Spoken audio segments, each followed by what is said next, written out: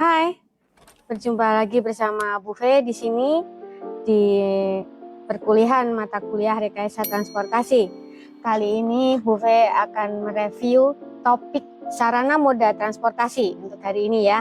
Di sini di topik ini mahasiswa diharapkan mampu menjelaskan secara terinci tentang sarana dan prasarana moda transportasi.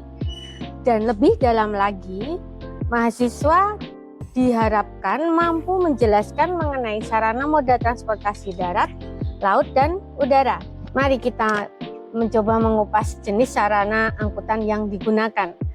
Moda angkutan yang digunakan sangat variatif dengan karakteristik yang berbeda-beda. Ada bis, taksi, angkot, kereta api, kapal, kendaraan pribadi, sepeda, jalan kaki, dan lain-lainnya. Nah, variasi moda angkutan kereta api ini untuk pemilihannya di jenis moda ini sangat tergantung dengan tujuan dan sifat perjalanan yang akan dilakukan. Contohnya, misal untuk bekerja menggunakan kendaraan umum atau pribadi seperti motor, mobil, dan lain-lain. Antar pulau, pesawat atau kapal digunakan. Ke pasar bisa menggunakan becak karena jarak mungkin relatif lebih dekat. Jarak perjalanan kurang dari 1 km misalnya ada yang bisa dilakukan dengan berjalan kaki.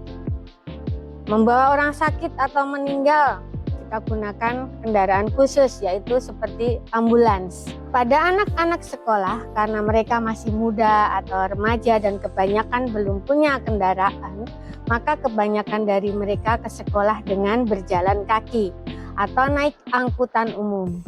Sedangkan untuk mereka yang sudah bekerja, rata-rata berangkat kerja dengan kendaraan pribadi dan angkutan umum. Semua isu yang ada dalam transportasi akan selalu berkaitan dengan barang dan orang yang dipindahkan. Publik untuk arah sarana atau kepemilikan modanya. Selanjutnya, karakter spesifik suatu sistem transportasi perkotaan selain dipengaruhi tata guna lahan, juga dipengaruhi oleh tingkat pendapatan. Di kota-kota dengan pendapatan rendah dan tingkat kepemilikan mobil juga rendah, ketergantungan pada tentunya bergantung atau ketergantungan sangat tinggi pada angkutan umum ya. Selain itu, jumlah penduduk atau ukuran kota turut juga menentukan ketergantungan pada angkutan umum. Tabel ini menunjukkan hubungan antara kepadatan penduduk dan parameter transportasi terkait. Terlihat bahwa semakin padat jumlah penduduk, semakin besar pengguna angkutan umum. Semakin kecil penggunaan energi per kapitanya. Selanjutnya, banyaknya jumlah kendaraan pribadi di jalan raya menyebabkan terjadinya kepadatan yang dapat berakhir dengan kemacetan. Sehingga perlu dikurangi dan didorong untuk menggunakan angkutan umum. Transportasi darat, kita masuk coba ke transportasi darat. Awalnya manusia memindahkan barang dengan tangan dan punggungnya. Kemudian sarananya kan jalan kaki, modanya. Tapi kemampuannya sangat terbatas, ya. Kemudian mulai menggunakan hewan, agak lumayan kapasitasnya karena tenaganya. Seperti kuda, keledai, unta, dan lain-lain. Sehingga produktivitas, jarak tempuh, kecepatan perpindahan meningkat. Sejalan dengan kemajuan teknologi, mulai dikembangkan kereta kuda atau pedati. Selanjutnya, perkembangan teknologi otomotif. Kemudian, metal dan elektronika membuat orang dapat memanfaatkan sumber daya alam untuk membuat bermacam-macam kendaraan bermotor dan lokomotif yang cukup berhasil memenuhi kebutuhan pergerakan penumpang dan barang. Revolusi industri telah menyebabkan terjadinya booming mobil di seluruh dunia. Hal ini di Indonesia berdampak ditinggalkannya angkutan tram beralih angkutan mobil atau moda angkutan di jalan raya. Sekarang baru disadari untuk kembali mengembangkan angkutan umum berbasis perkereta apian atau darat basis jalan rel. Coba kita masuk ke transportasi laut. Sebelum dapat memanfaatkan tenaga angin, manusia menggunakan rakit dan sampan, ya, kapal kecil kayu yang sering digunakan di sungai-sungai sebagai sarana pengangkut penumpang dan barang melalui air istilahnya.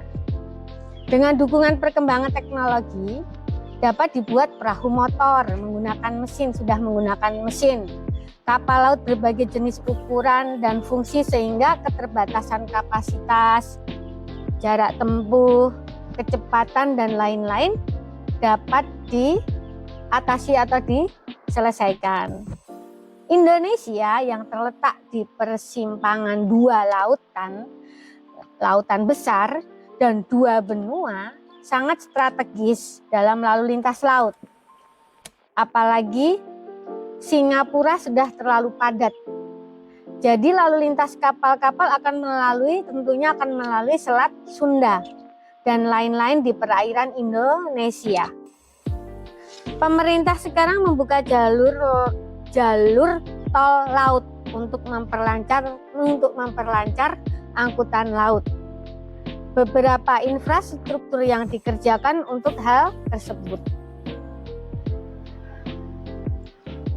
Kita masuk ke transportasi udara.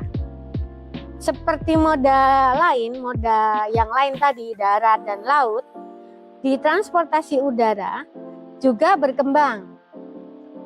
Pemanfaatan burung merpati untuk sarana transportasi informasi memiliki keterbatasan daya angkut.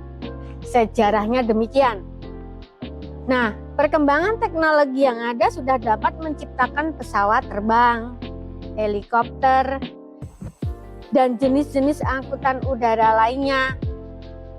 Termasuk hal ini adalah bukti kerja keras manusia dalam rangka melawan keterbatasan angkutan udara. Sehingga sekarang transportasi udara mampu mengangkut penumpang dan barang dalam jumlah yang lebih banyak dengan aman, cepat, nyaman ke tempat-tempat yang jauh terjangkau. Pengembangan teknologi masa mendatang diarahkan kepada kemampuan mengatasi keterbatasan kapasitas angkut, jarak tempuh, kecepatan pergerakan, kenyamanan, keselamatan, biaya ringan dan tidak merusak lingkungan tentunya. Jadi ramah lingkungan. Itu tentunya ke depannya demikian. Dengan kata lain, perbaikan sistem transportasi diharapkan mampu mengurangi total biaya transportasi serta mampu mengurangi kerusakan lingkungan. Itu tadi termasuk biaya ya, jarak tempuh, waktu, tenaga, itu kan merupakan biaya. Terus bahan bakar yang dikonsumsi.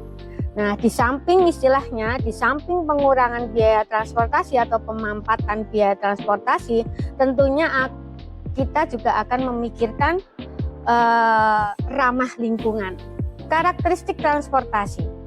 Transportasi merupakan industri jasa yang merupakan industri jasa yang mempunyai karakteristik khusus, antara lain intangible, perishable, immediate, complex, amorphous. Masing-masingnya. Intangible dapat dirasakan, tapi tidak dapat dipegang seperti benda masif, ya, tidak dapat dipegang, tak berwujud. Perishable, sekali digunakan maka selesai, habis pakai. Konsumen atau penumpang hanya dapat membawa pulang rasa tadi, intangible, perishable. Immediate, kebutuhan akan jasa transportasi tidak dapat ditangguhkan. Kompleks, transportasi melibatkan banyak orang, sarana dan prasarana. Kemarin itu menceritakan tentang komponen yang berkaitan, yang saling keterkaitan. Berubah satu akan merubah yang lainnya. Amorphous, penilaian mutu pelayanan transportasi bervariasi tergantung pendapat perorangan. Selanjutnya, karena sifat atau karakteristik transportasi masing-masing daerah berbeda, juga antar urban dan rural juga berbeda. Untuk mengembangkan jaringan transportasi yang bersifat nasional perlu adanya satu acuan. Pemerintah telah memberikan pedoman untuk pengembangan transportasi yang sifatnya nasional, yaitu Sistem Transportasi Nasional atau biasa kita mendengar adalah Sistranas. Ini tertuang dalam GBHN, Garis-Garis Besar Haluan Negara. Semua pembangunan jaringan transportasi di daerah harus mengacu pada Sistranas. Supaya jasa transportasi menjadi handal dan berkemampuan tinggi dan mampu menyajikan kinerja secara efektif dan efisien. Untuk masing-masing wilayah atau lokasi diterjemahkan menjadi Tatrawil. Apa itu ya? Tatanan transportasi wilayah. Dan satu lagi adalah Tatralok atau tatanan transportasi lokal. Sistranas sebagai acuan transportasi nasional berfungsi ganda, yaitu sebagai unsur penunjang atau ship follows the trade. Dalam arti transportasi untuk menunjang pertumbuhan ekonomi, politik, sosial budaya, pertanahan, dan keamanan, serta sebagai unsur perangsang atau ship promotes the trade. Dalam arti, sistem transportasi ditujukan untuk membuka daerah terisolir atau terpencil dan daerah perbatasan yang belum berkembang atau daerah lain dengan alasan pertahanan keamanan. Perlu dilayani transportasi teratur dalam rangka untuk mewujudkan wawasan Nusantara atau sering kita dengar adalah WANUS, dan ketahanan nasional, serta supaya daerah yang terpencil berkembang sejajar dengan daerah lain. Misi Sistranas yaitu ada misinya yaitu menyelenggarakan transportasi guna memperlancar arus penumpang dan barang dari satu tempat ke tempat lain di seluruh wilayah tanah air nasional. Jadi masih lingkup nasional dan juga untuk pelayanan internasional. Sesuai dengan misi Sistranas ini, maka Sistranas ditata dengan maksud untuk mewujudkan jasa transportasi yang handal dan berkemampuan tinggi dalam perannya sebagian-bagian dari pembangunan nasional. Tujuannya adalah untuk dapat terselenggaranya jasa transportasi yang terpadu, tertib, lancar, aman, nyaman, dan efisien, serta terjangkau oleh kemampuan masyarakat dalam rangka mencapai jasa transportasi yang handal dan berkemampuan tinggi.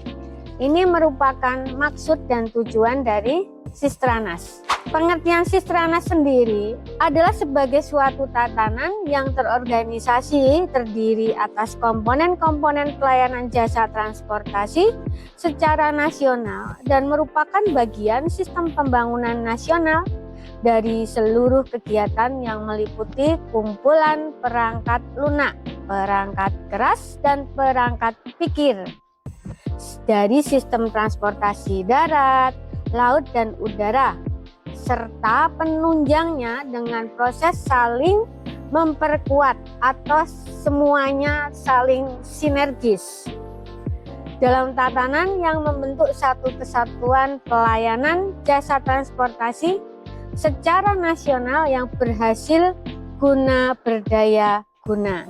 Dalam rangka mewujudkan Sistranas yang sekaligus merupakan sasaran utama dalam penyelenggaraan jaringan prasarana yang meliputi simpul, ruang lalu lintas transportasi, dan jaringan pelayanan, perlu diketahui 7 pilar kebijakan umum, yaitu meningkatnya pelayanan transportasi nasional, meningkatnya keselamatan dan keamanan transportasi, meningkatnya pembinaan pengusahaan transportasi, meningkatnya kualitas sumber daya manusia serta ilmu pengetahuan dan teknologi, meningkatnya pemeliharaan dan kualitas lingkungan hidup serta penghematan penggunaan energi. Kemudian meningkatnya penyediaan dana pembangunan transportasi, dan juga terakhir meningkatnya kualitas administrasi negara di sektor transportasi.